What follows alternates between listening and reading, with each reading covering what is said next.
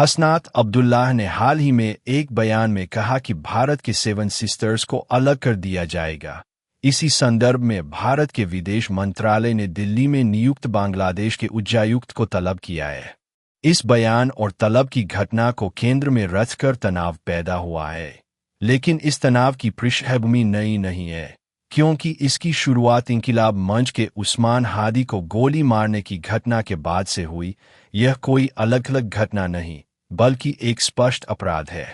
युद्ध हो तो वह अलग विषय है, लेकिन सिर में गोली मारकर भारत भाग जाना और वहां शरण लेना आतंकवादी कृत्य है, और भारत नैतिक रूप से ऐसी शरण या संरक्षण नहीं दे सकता। अन्यथा राष्ट्रीय और अंतर्राष्ट्रीय स्तर पर भारत की स्थिति प्रश्नविद होगी, जैसे अतीत में भी बांग्लादेश में अपराध करके भारत भागने की कई घटनाएं हुई है। इस घटना के परिप्रेक्ष्य में बांग्लादेश में भारतीय उच्चायोग के घेराव का कार्यक्रम, हसनात का 7 सिस्टर्स से संबंधित बयान और भारत की प्रतिक्रिया, ये सब एक ही क्रम का हिस्सा है, जहां तनाव स्वाभाविक है, लेकिन इसका कोई अंत नहीं दिखता। मैं हसनात और उनके साथियों से कहूंगा कि बहुत सी बातें ऐसी होती है जिन्हें कहना नहीं चाहिए, क्योंकि अत्यधिक बयानबाजी अक्सर क्रियान्वयन की क्षमता पर सवाल खड़े कर देती है।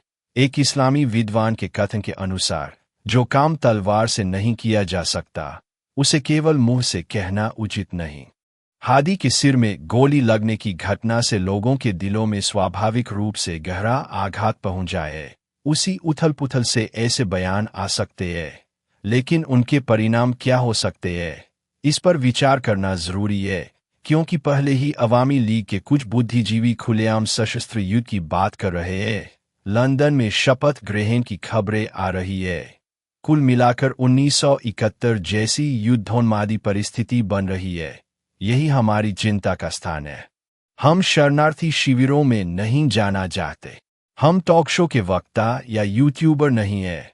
हमारी भी नीति और स्पष्ट रुख है। यदि हानाहानी के माध्यम से राज्य को खतरे की ओर धकेला गया, तो हमें उतरना पड़ेगा, लेकिन हम अल्लाह के सिवा किसी के सामने सिर नहीं झुकाएंगे और केवल अल्लाह के हुक्म की ही आज्ञा पालन करेंगे।